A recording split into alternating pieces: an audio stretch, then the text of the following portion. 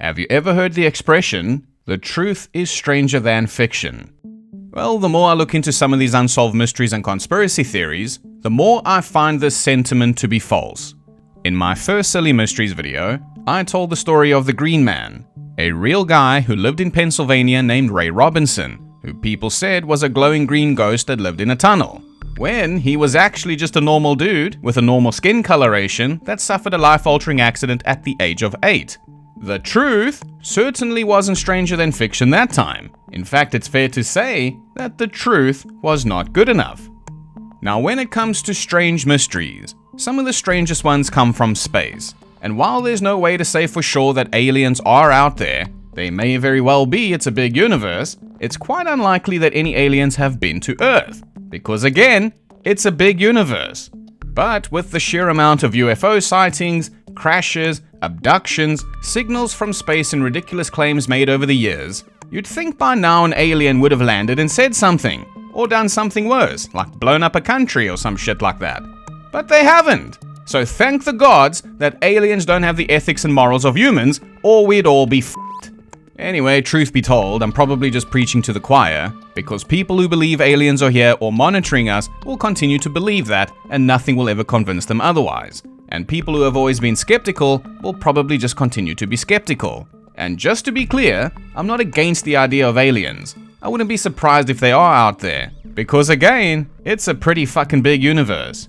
But based on all of the information and evidence that I have found, I have no reason to believe an alien has ever visited Earth. Nor do I believe that aliens have even tried to communicate with us. Nor do I believe the bullshit that some people speak. So for this video, I've picked some silly space mysteries where there is actually something more to them that can be analyzed, as opposed to, you know, some bullshit some guy said.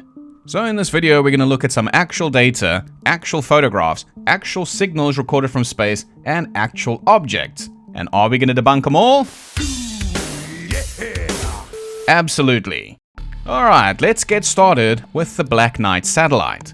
Now, if you watch those dogshit mystery channels on YouTube, you probably already know about the Black Knight satellite mystery. It's not really a mystery, it's more of a conspiracy theory, but this stupid little conspiracy theory suggests that this piece of space debris is actually an alien satellite orbiting Earth. This stupid little conspiracy theory also fails to bring any extra evidence to the table, with the exception of some photos taken by NASA during their 1998 STS-88 mission. This stupid little conspiracy theory also ignores the fact that this piece of space debris is actually just a lost thermal blanket from that particular NASA mission. But then, these same conspiracy theorists often say that NASA is lying about everything. They're lying about the Earth being a globe, they're lying about the Apollo moon landings, and they're lying about what this thermal blanket really is. But then, interestingly, they only usually show one photo of the Black Knight satellite when arguing this point. Because if they used all of the photos, you would see that this thing is changing shape, not just rotating, actually changing form, because it's just the thermal blanket.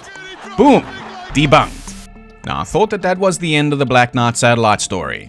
I thought it was just some stupid bullshit conjured up in the imagination of a crayon-chewing conspiracy cook that just kinda mistook a blanket for some sophisticated alien technology. But I was wrong. To my utter fucking amazement, the Black Knight satellite conspiracy theory actually goes all the way back to 1899. Apparently, in 1899, some strange signals were recorded that seemed to come from space. Usually, I would say something sarcastic roundabout now. The problem is that these signals were recorded by the genius playboy Nikola Tesla. Genius, billionaire, playboy, philanthropist. Right, yes, of course.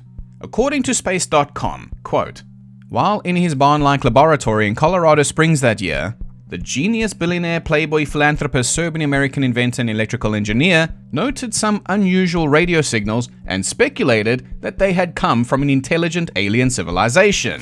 What? End quote. Now, it's fair to say that this guy was not stupid. However, it's also fair to say that he didn't invent an Iron Man suit or flying cars either. So how smart could he have been?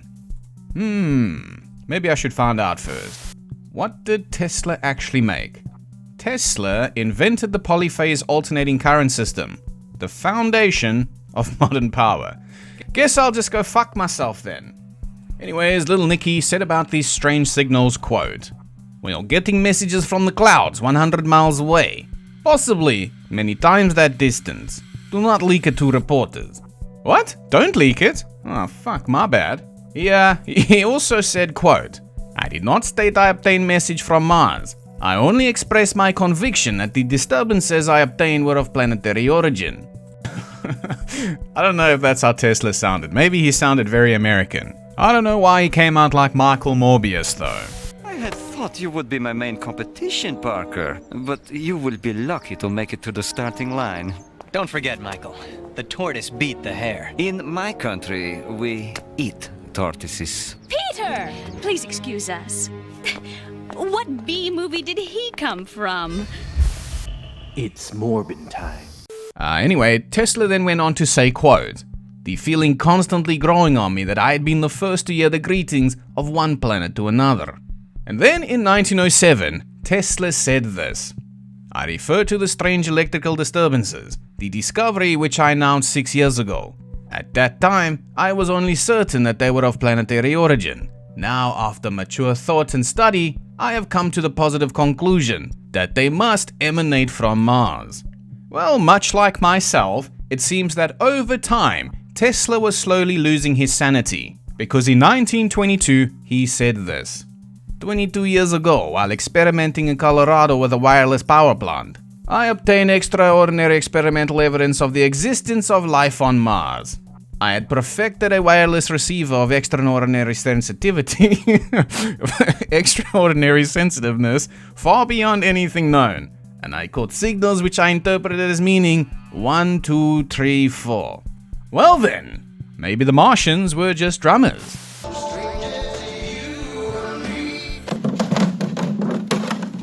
Damn, now I've got that song stuck in my head. Unfortunately, Tesla said that they were not using numbers because they were drummers, but instead, he believes the Martians use numbers for communication because numbers are universal. And he was a clever guy, so, but I guess at this time, 1922, humanity considered itself quite technologically advanced. Today, we're advanced enough to realize just how unadvanced we actually are.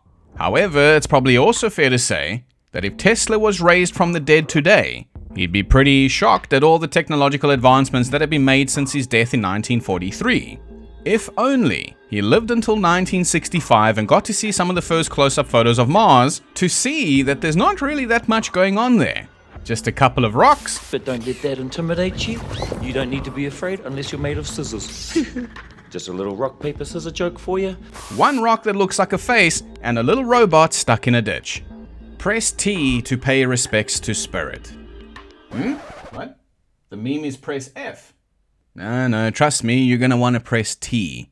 Anyways, let me stop being an asshole for a second and ask a proper question. What in the blue hell did Tesla actually record then? Well, no one knows, so it's actually still somewhat of a mystery. But scientists say that some people have speculated that Tesla may have detected emissions from a pulsar, a super dense, fast-spinning stellar corpse. But that's probably off the mark as well. I apologize in advance for fucking this name up. Farujan Gorgian, a scientist at NASA's Jet Propulsion Laboratory in Southern California, said the very first source of non-terrestrial radio waves was discovered in the 1930s, and that was from the center of our galaxy, which is the most powerful radio source in the sky at many frequencies. It wasn't until the 1960s that the technology evolved to detect the first pulsars. If what Tesla detected was a real signal and not an artifact of his instrument, it most likely came from Earth. End quote. Now I know I was making fun of Tesla, but the guy was clearly highly intelligent, so perhaps he was just limited by his instruments and just very excited about what he recorded and just jumped to conclusions. But based on the fact that Tesla's messages from the clouds seem to be an isolated incident, and not something that's rustled any astrophysicist jimmies, a safe guess, I suppose, is the signal was just an artifact of his equipment. However, people don't really know what he recorded. However, saying that we don't know what he recorded isn't grounds for us to say he recorded alien messages. It's generally better to use the proven scientific method. Science says, wow, that's interesting, let's try to figure out why that is, and then form a testable hypothesis, and then conduct experiments. Using that very process throughout history, humanity has grown as a civilization. We've gained a little more knowledge about our world, our solar system, and our universe. We're finding and learning new things every day, and we're moving one step forward every day. However, conspiracy theories like the Black Knight satellite are not helping. And these crayon-chewing conspiracy cooks just seem hell-bent on holding us back. 'Cause I mean, just take a look at this. These people want to say that NASA is lying, but then what the fuck is this? How do you justify this? By the way, I should have included this in my last video, but it only started really pissing me off while I was editing the visuals. But if you Google the bloop, that weird ocean noise I covered and debunked last time, you will see the sheer amount of utter dog shit that Google vomits up before you get to anything of actual substance. There are websites out there with graphs and data and proof and evidence from experts who actually know what they are talking about, explaining exactly what that noise was for anyone curious enough to actually go and read up about it. But I guess reading is hard, so we just make up our own stories then, and the truth gets buried under the mountains of dog shit from people who either don't care about the truth, which is apparently so much stranger than fiction, or are deliberately lying and misleading people because sensational garbage like that always gets more attention and therefore makes more money. Ladies and gentlemen, I have the unfortunate responsibility to announce to the world that the truth is dead. Press H to pay respect to the truth. The meme is press F. No, you're going to want to press H. Anyway, enough faffing about. Let's get back to the Black Knight satellite. Now, ancient conspiracy theorists suggest that Tesla actually recorded signals emitted from the Black Knight satellite. Well, not unless Tesla also invented time travel, and we can safely conclude that he did not invent time travel, because then he would have known that Mars is a wasteland without any Martians playing drums, and he would have warned NASA about the robot getting stuck in the ditch. Press E to pay respects to Spirit. Now, after Tesla recorded these weird signals, another, much less famous guy that no one knows also recorded something strange that he couldn't explain. According to Space.com again, quote, in 1927, amateur radio operator Jorgen Hals in Norway observed long-delayed radio echoes, signals that returned seconds after transmission. This phenomenon, which remains not fully explained, added to the growing legend of strange signals from space. End quote. Now, after reading around about what Jorgen Hals could have recorded, it seems that the signals he recorded are still heard every now and then today, and there's a couple of different theories as to what's happening. None of them are alien, and none of them really make sense to me, unfortunately, because my area of expertise is limited to being an asshole. But the theories suggest that radio signals are trapped between two ionized layers in the atmosphere, and then guided around the world many times over until they fall out of a gap in the bottom layer. Probably around Australia, but don't quote me on that, because I have no fucking idea what I'm talking about right now. Apparently, ducting propagation between air layers in the lower atmosphere is a well-understood phenomenon. Well, good. Glad somebody understands it. But the Black Knight conspiracy theory does not end here. In 1954, newspapers published claims by a retired US Air Force major named Donald Keyhoe, and he said that the US Air Force had detected two artificial satellites orbiting Earth. These claims, by the way, have never been substantiated. Now, at this time, no country had the technology to launch a satellite, and skeptics have pointed out that Donald Keyhoe had been promoting a UFO book at the time, which I'm sure had nothing to do with this claim at all. Unless it actually did. Now, I've been wondering for a while why the fuck so many retired Air Force colonels and majors come out with books or accounts of UFOs, or why the Pentagon UFO videos were released, or why the US Air Force stated that they retrieved a crashed flying saucer in Roswell, and why the Ministry of Defense released Colonel Charles Holt's memo about the Rendlesham Forest incident. Now, since I've already debunked the Black Knight thermal blanket story and it's quite boring, let's just put a pin in that shit for a moment to consider why Air Force personnel make these claims so often. Now, please, take what I'm about to say with a huge grain of salt. A Scarface-sized grain of salt, in fact, because what I have found could all just be a huge pile of bullshit. But the theory on why retired or active Air Force personnel do this so often is thought to be because of censorship, counterintelligence, cover-ups, and disinformation, which has apparently long been used to protect national security secrets.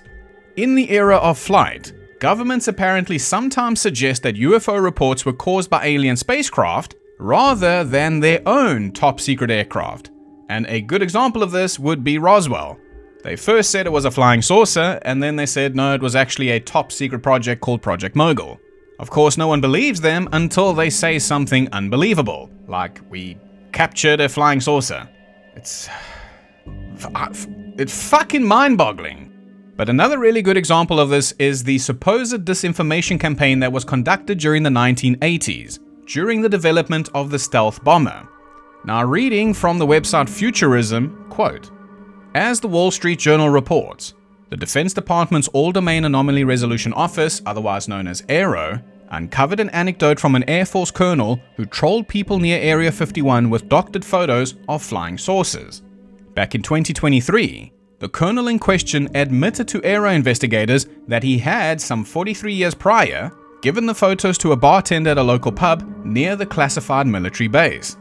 The photos went up and the incident was added to the lengthy law surrounding the base, but as the ranking officer revealed, the whole gambit was meant to distract from a secret weapons program being developed at the massively classified Air Force Base." End quote.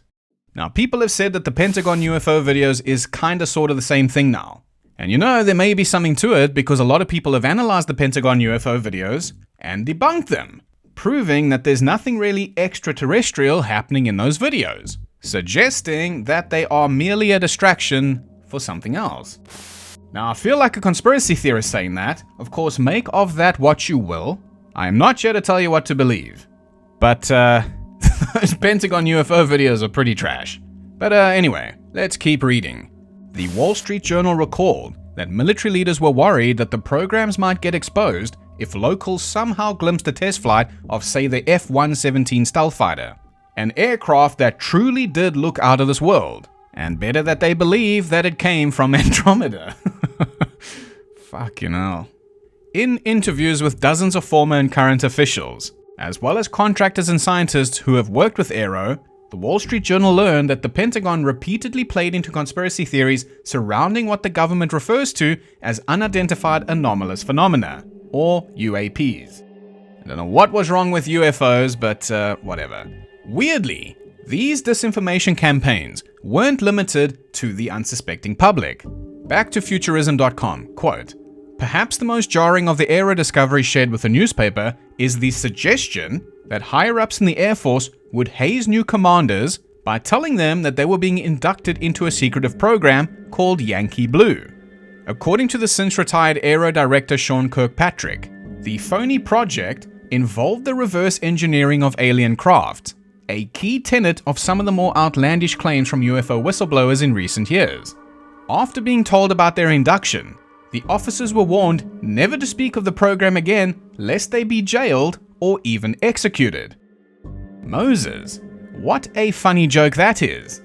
Multiple officers told Kirkpatrick that they had never revealed what they'd been told, even to their spouses, out of fear of the retribution with which they had been threatened. Others still didn't learn that they'd been subjected to a cruel joke until 2023, when the Department of Defense, which acknowledged the program's existence to the Wall Street Journal, banned the hazing ritual that had apparently been going on for decades. Unfortunately, these shocking revelations aren't all that surprising. As much as we want to believe the truth is out there, it's far more believable that military officials would lie to the public and to their subordinates about alien tech than it would be for the Pentagon to actually have such artifacts in its possession. End quote. So yeah, far easier to actually lie about it than to actually have it. Now, one of the earliest accounts of this bullshit hazing thing that I could find goes all the way back to the early 1940s. Quote, "To protect the secrets of the United States' first jet fighter, the Bell P-59 Comet, the Army Air Corps began a deception campaign against some of its own pilots. The designation was chosen as disinformation, to suggest it was a development of the unrelated Bell XP-59 fighter project, which had been cancelled. On the ground, the plane was fitted with a false propeller to disguise its novel propulsion system. However, occasionally, nearby pilots training on P-38s would spot the experimental aircraft. In response to being spotted, the chief test pilot, a guy named Jack Woollum, began wearing a gorilla mask, a derby hat, and holding a cigar. Therefore, some trainees witnessed a mysterious unidentified plane with no propeller apparently, piloted by an absurdly dressed gorilla. Well then, that certainly is something to think about. But like I said though, take it with a scar-faced size grain of salt.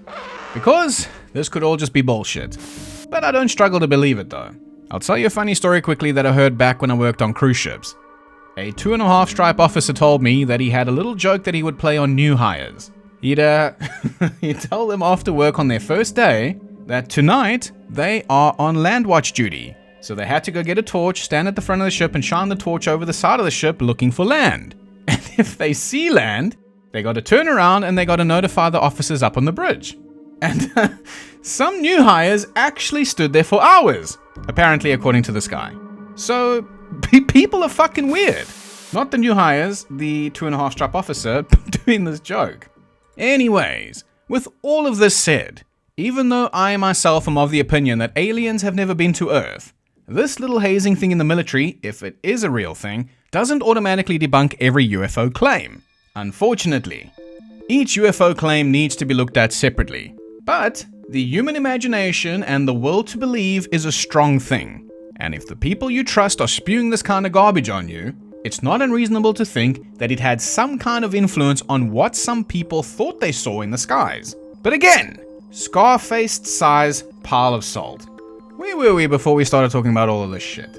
Back to the Black Knight satellite. Shame, this poor thermal blanket is like the awkward person at the party, you know? Good enough to talk to until literally anyone else enters the room.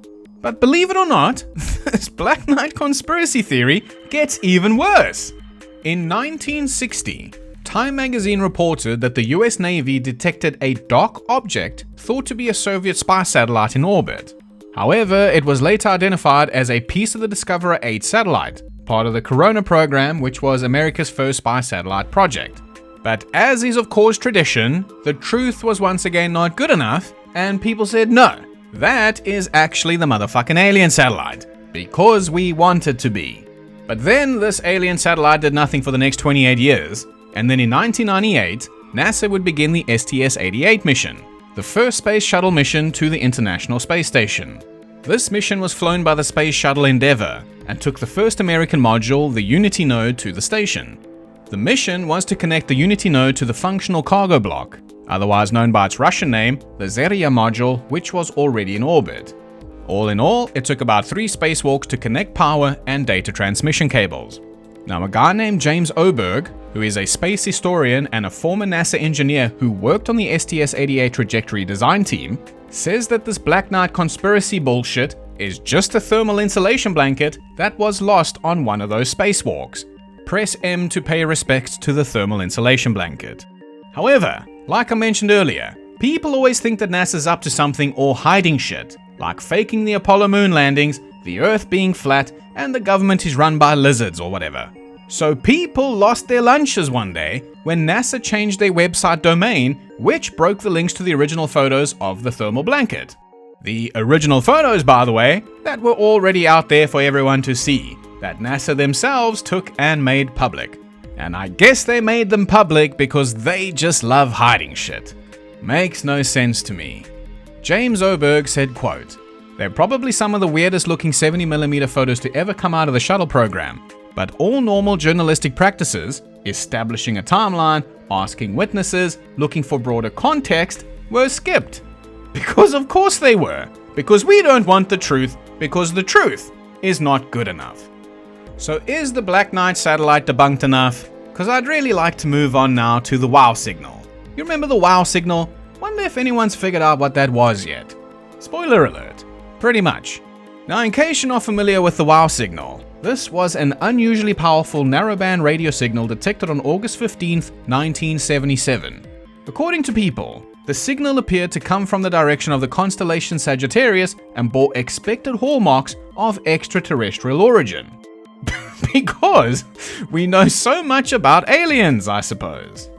Now, this story actually starts all the way back in 1959, when 2 Cornell University physicists speculated that any extraterrestrial civilization attempting to communicate via radio signals might do so using a frequency of 1420 MHz, a frequency naturally emitted by hydrogen, the most common element in the universe. So it was then speculated that it would therefore likely be familiar to all technologically advanced civilizations. Now, hydrogen will be something that you want to remember while we go through this story.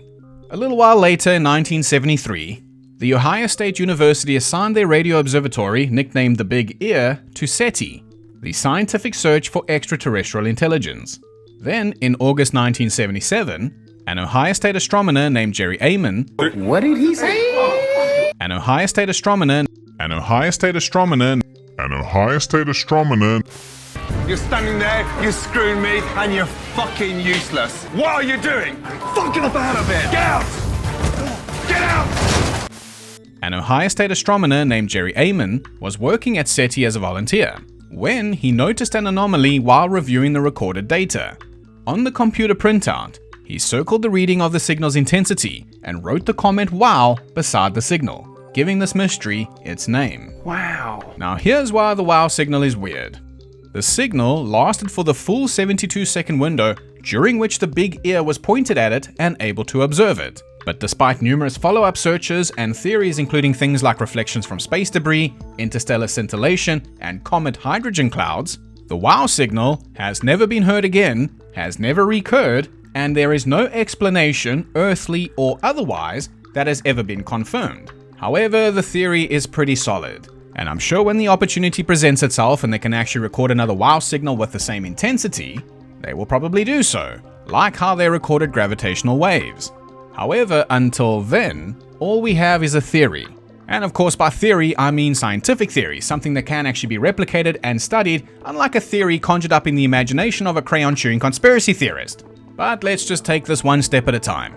Now, after the signal was recorded, some researchers suggested that it could have been an extraterrestrial transmission. However, its single occurrence and lack of repetition kinda makes that very unlikely. Because if this was an extraterrestrial signal, intentionally sent to Earth to communicate or just let us know that they're out there, why did they not repeat the signal at regular intervals to let us know that the signal was indeed intentional and intelligent? Therefore, the wow signal either had to be a somewhat rare cosmological event that the Big Ear was just pointed at, or the aliens were just cold calling and Jerry Amon didn't answer the phone. You know, maybe it was the senior sales consultant Zorb from Planetary Insurance and he had a quota to hit, he dialed 500 planets and then clocked out for the day and went to the pub. But what would the aliens have said if we answered the phone? Hello, this is Zorb from Planetary Insurance Incorporated. Are you covered against extinction level events? Asteroids fucked you up once already. Don't think it won't happen again, mate. Planetary Insurance Incorporated guarantees you a brand new planet in the event of a global catastrophe. And if you act now, you can get full coverage for the low price of $315 trillion. Anyway, back to the real issue. What in the blue flaming fucking hell was the wow signal then? Well, like any insane individual, I did what everyone else does when they want to learn something, and I searched for answers on YouTube. And I instantly regretted my decision. Just look at all the bullshit that comes up. I find it so strange that when something like the wow signal happens and experts can't explain it straight away, people are like, so what you're saying is it's aliens. Now don't get me wrong here, the wow signal is not a silly mystery. The reason it's in this video is because of the idea that it's a message from aliens. Also because it's kinda sorta solved now. But just because we don't understand something right now, doesn't mean that it was aliens. But when you really think about it, there's a very obvious reason that people will say that shit like this is aliens. Because shit like aliens and UFOs, or books about ghosts and demons, or those fake paranormal video compilations make shitloads of money. They always have, and always will. Newspapers go with sensationalized headlines to sell copies. Finally, The Rock has come back to Milwaukee! Rick! Look everybody, it's Rick! You people are making me lose my voice doing all this yelling. I'm not here losing my voice. Newspapers go with sensationalized headlines to sell copies, and YouTubers clickbait their audience to get views because I guess people are so desperate for this truth that is apparently stranger than fiction, because the real truth must just be boring. Ironically, it seems that people don't actually want the truth because the truth is that the truth is really not that strange at all. It's just not good enough. You're not making any sense at all. Any more questions?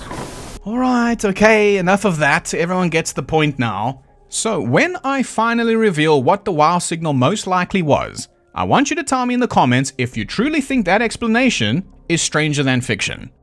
Because I don't think it is. I think aliens cold calling about planetary insurance is a little bit stranger. But that's just me. That could be pretty normal for a lot of people.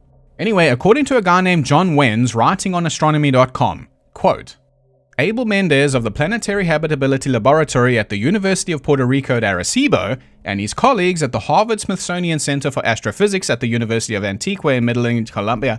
Moses! Smart people looked into the data from a multi-year study of the night sky. Specifically, data from February to May 2020 taken at the now defunct Arecibo Observatory, and they conjured up what might be called mini wow signals.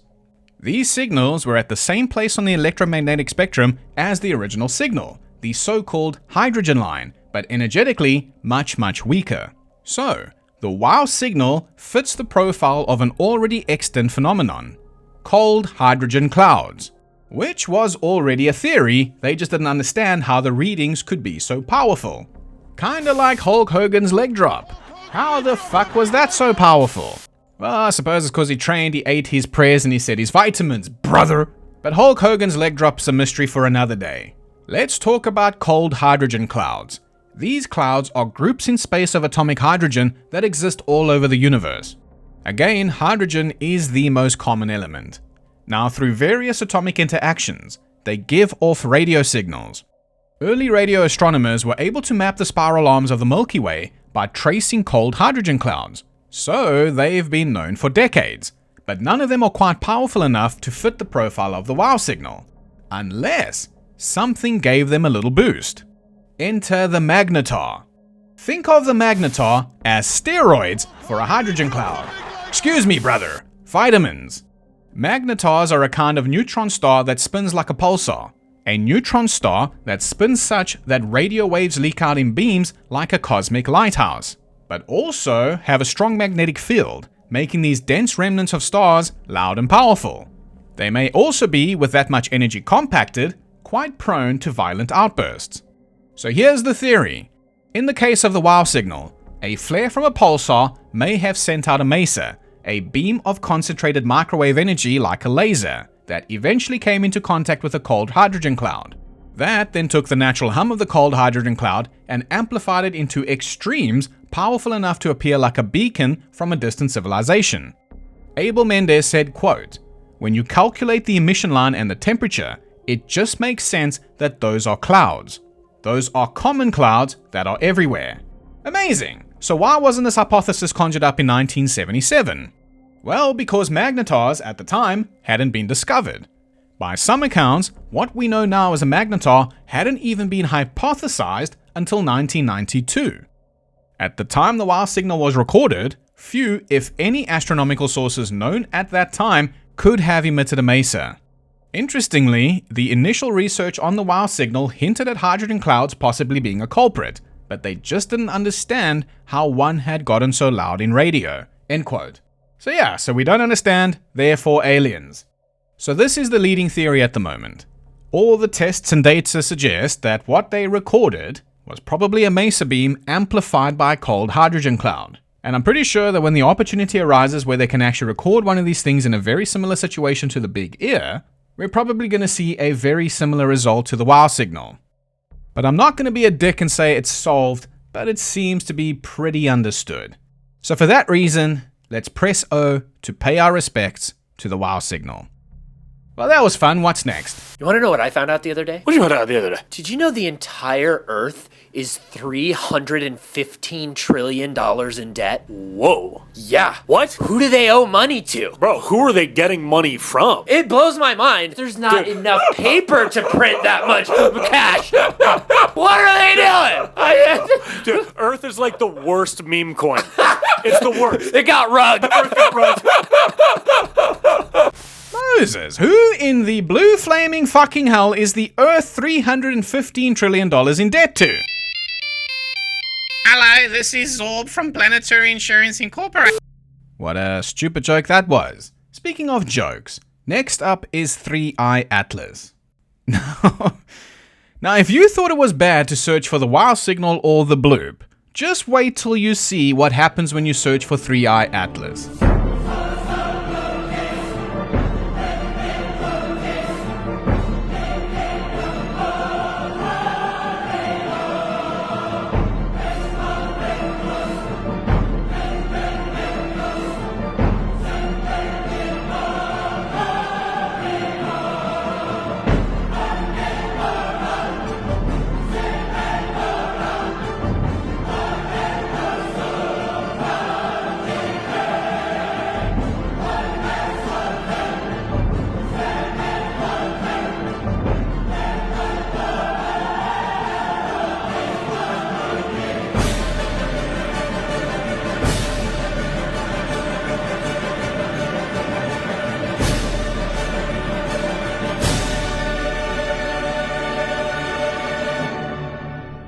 Like, what is happening here?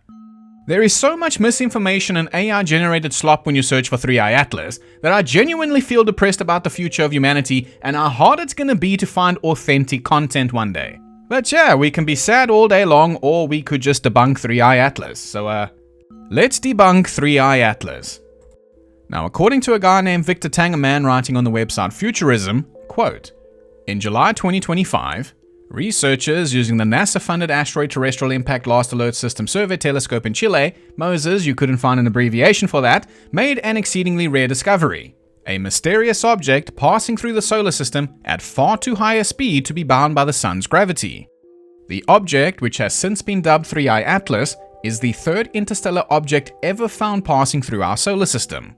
Now, despite a wealth of data suggesting that it's just a natural comet with an icy core or nucleus and a bright cloud of gas and dust, or a coma, a Harvard astronomer named R.V. Loeb has maintained that there's a chance that we could be looking at an alien artifact sent by an extraterrestrial civilization. And here we go again. While R.V. Loeb himself has admitted that the probability of 3i Atlas being technological in nature is getting lower the more we learn, scientists are still probing the mysterious object for any signs of life. Good one. I understood that reference. Well, as you can imagine, people lost their lunch with the statement, and now 3i Atlas is an alien spaceship. And as you can see on YouTube and the internet, this shit has gotten so out of hand that Toys R Us are gonna be out of crayons. The apes are chipped. I don't even know if anything I've read about this thing is even real. I mean, I could barely figure out how big it is, and this is the best answer I got when searching how big is 3i Atlas. Not less than 1,400 feet, 440 meters, and not greater than 3.5 miles, 5.6 kilometers. Can someone please explain to me, if we cannot even determine how big this thing is, how can we be so sure that it is an alien spaceship, or even just an alien artifact sent by an alien race? How does this make any sense to anybody? Now, from what I think I've pieced together, this R.V. Loeb guy and whoever else said that 3i Atlas is showing some unusual features. And this is currently why we are going through a crayon shortage, because it's been said that 3i Atlas has an anti-tail. Basically, the tail of this comet is pointing towards the sun, as opposed to a quote-unquote normal tail that trails behind the comet. Well, the thing is, if you know nothing about comets, I'm sure that sounds quite odd. And surprise, most people don't know anything about comets. If your car was on fire right now, who would you call to solve the problem? Would you call a firefighter? Would you call your mechanic? Or would you call your favorite barista from your favorite Starbucks? The answer is the firefighter. And then after that, you could probably take it to the mechanic. And then you can probably go to Starbucks and tell your favorite barista all about your horrible day. And to me, that all makes a lot of sense. And that's typically how the world works. People are all skilled at different things, and when we need such a service done, we go to those people. So why the fuck aren't we asking comet experts when we see a comet doing something weird? Because if you ask people who study comets, they'll probably tell you that an anti-tail is something that has been observed before and studied. An anti-tail in a comet can form when large dust grains are ejected that don't get swept up by the solar wind on the sun-facing side of the comet. And that's only one type of anti-tail. The other type of anti-tail is just an optical illusion. A tail that trails the comet can appear to look like it's pointed at the sun from our perspective on Earth. And it appears that way because larger dust particles left along the comet's orbit appear to point towards the sun when the Earth passes through the comet's orbital plane. So sure, anti-tails are weird, but they're understood. However, a guy named John Greneville Jr. put in a Freedom of Information request asking for more information about 3i Atlas.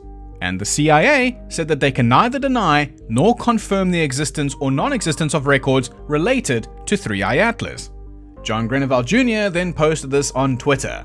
Avi Loeb then saw this denial and said, "How fucking dare they?"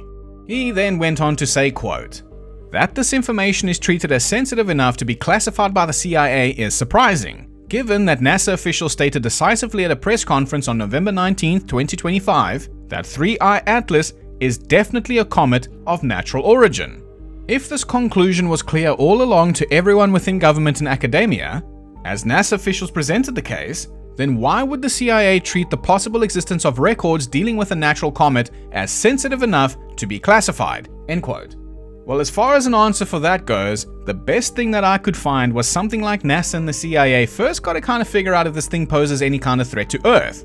Like as in, fucking hitting us or giving us some alien germs or some shit. And that could be a little bit of a problem since we're still not sure if Zorb ever got any human on the phone to sell them planetary insurance. But that's not the only reason.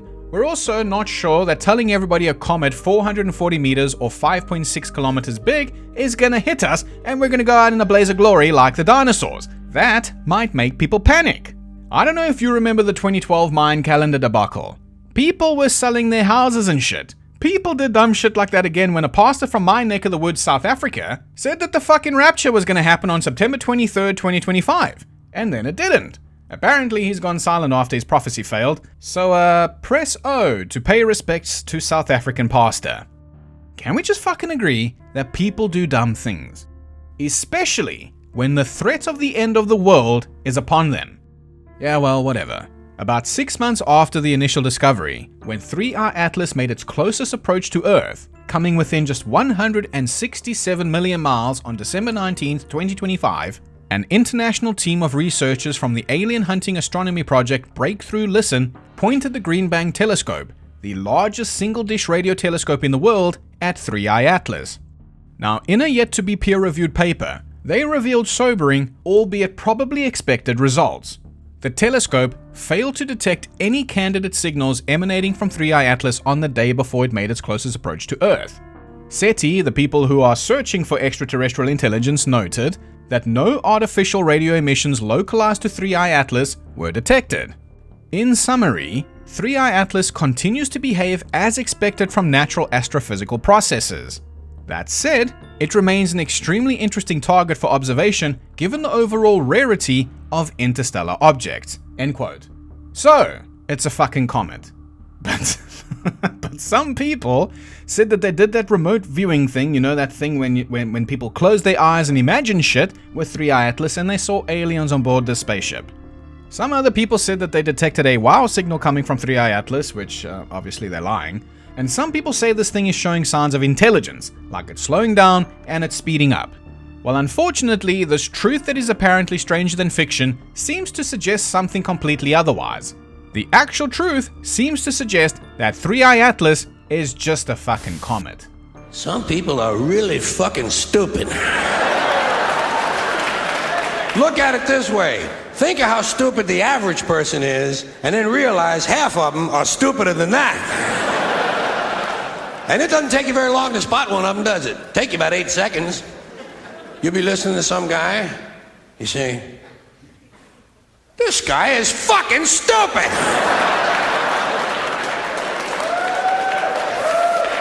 Then there are some people, they're not stupid, they're full of shit. That doesn't take very long to spot either, does it? Take you about the same amount of time. You'll be listening to some guy and say, "Well, he's fairly intelligent. He's full of shit." How about we end off this video with a good old UFO debunk? One day, back when I was in high school, I came home and I put on the History Channel for some reason, and a show called UFO Hunters came on. For some reason, I didn't change the channel. That reason, I assume, is because I am a sucker for torturing myself with bullshit like this. Now, I'll be honest, I watched it because I found it genuinely hilarious. But there was one episode in particular that stood out to me, and it was the episode that covered the Rex Heflin photographs. Now, some people consider these 4 photographs the holy grail of ufology.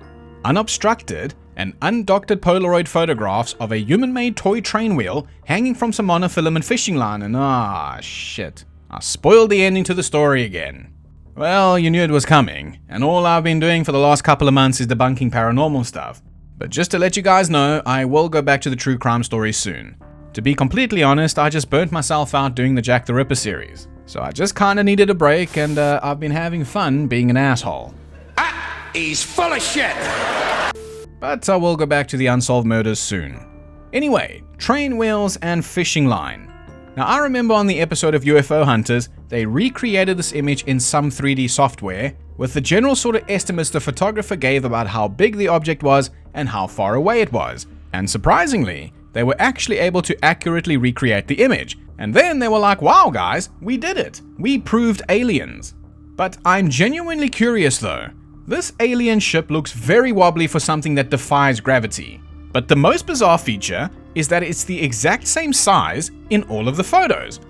Almost as if the photographer was holding a stick out of his truck that had a toy train wheel hanging from it. And when I did that overlay in Photoshop, I was like, wow guys, I disproved aliens.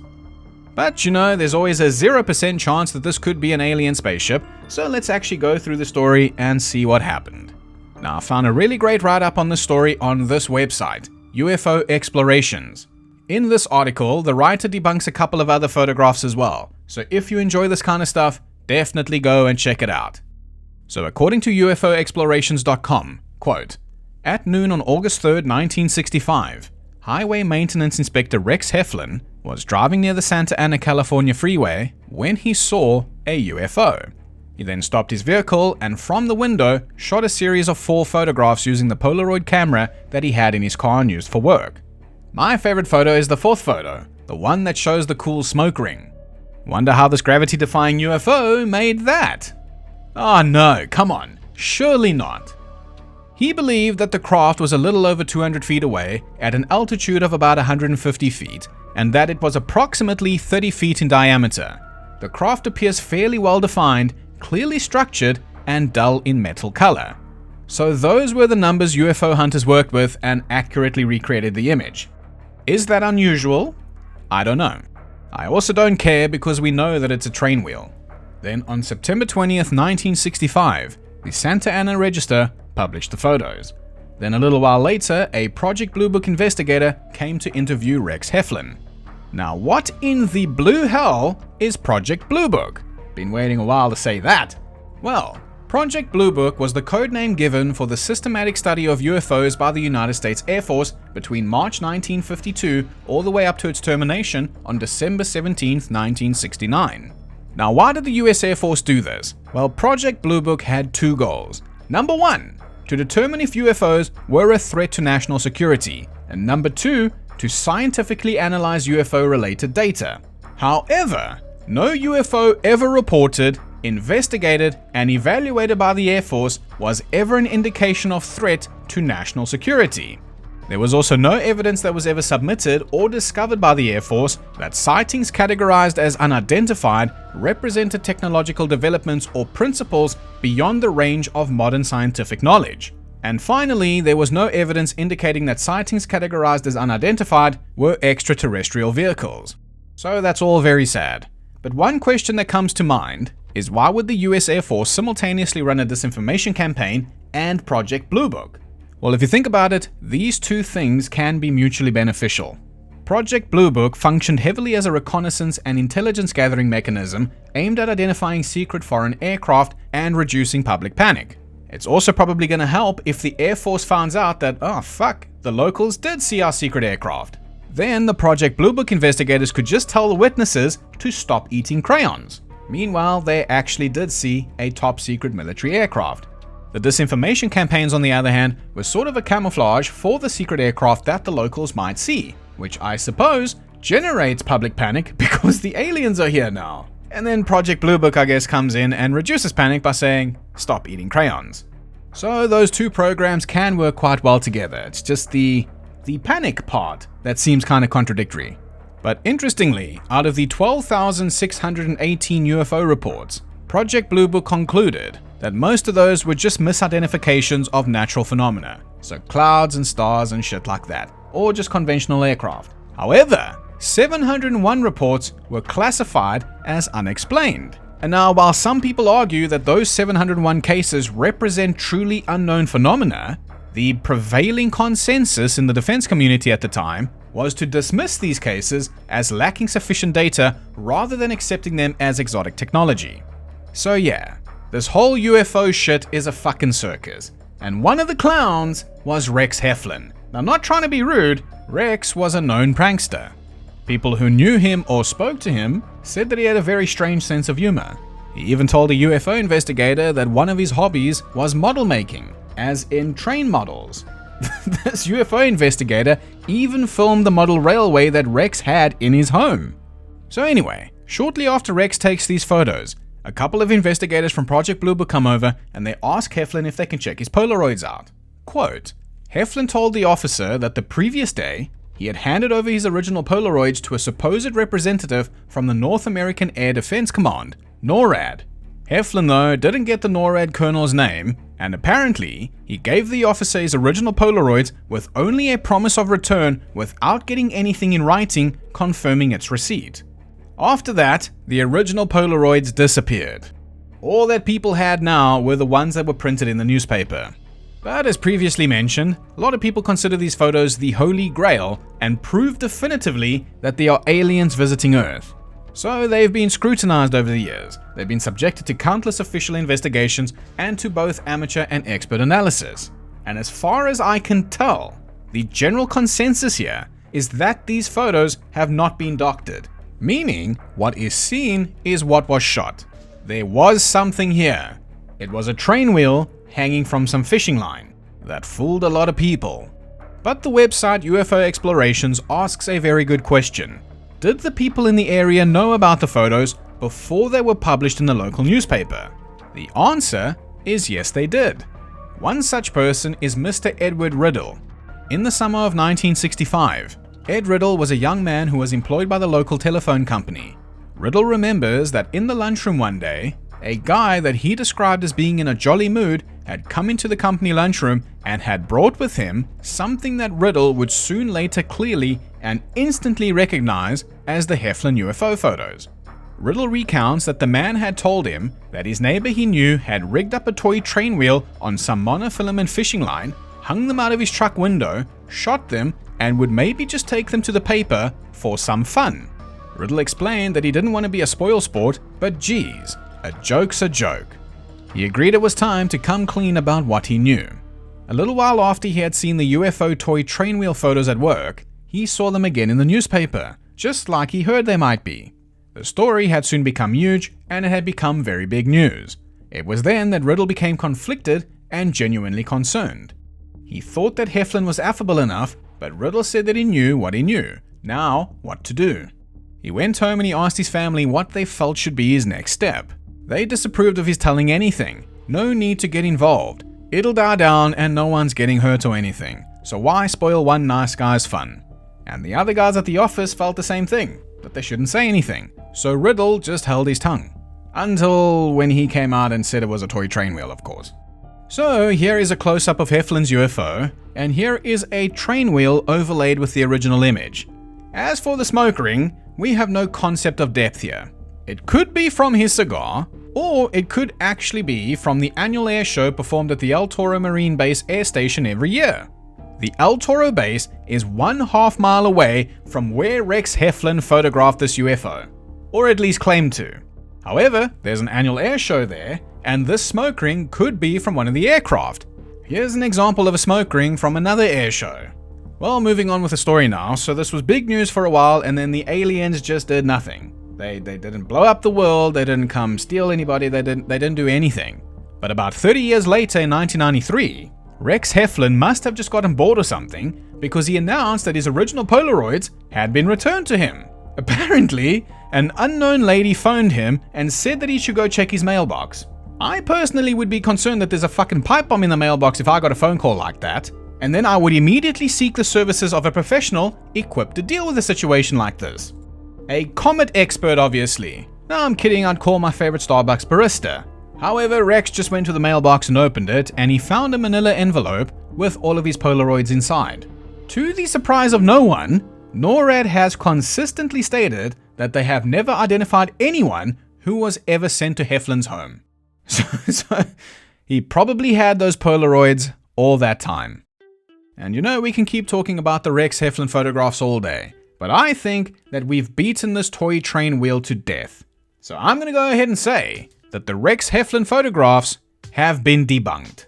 Press N to pay respects to Rex Heflin's photographs. And that's the end of the video. But since you've stuck around till the end, I'll let you in on a little secret. I've hidden a very cryptic clue in this video that'll tell you where we are going next time. If you want a hint, you're gonna have to pay your respects. Now, the first channel member to spot it and comment it and get it right will win a custom emoji to use on the channel. Here's just a few examples of custom emojis. Basically, you can post a picture of your pet on our community tab, and I'll turn them into an emoji that you can use in the comment section. The only shit is you gotta be a channel member to be able to use them, and that's something I wouldn't really recommend because my upload schedule is total dog shit. But hey, there's only 2 people running this channel, me and a cat. And I'll be honest, Misty is pretty lazy, but she's cute, so fair enough. Anyways, I hope you enjoyed this video. Make sure to leave your thoughts and comments in the theories. What did he say? Leave your thoughts and comments in the theories. Leave your thoughts and comments in the theories. This guy is fucking stupid! Like the video, subscribe for more bullshit from the Mystorian, and I'll catch you guys again next week with another mystery. Thanks for watching.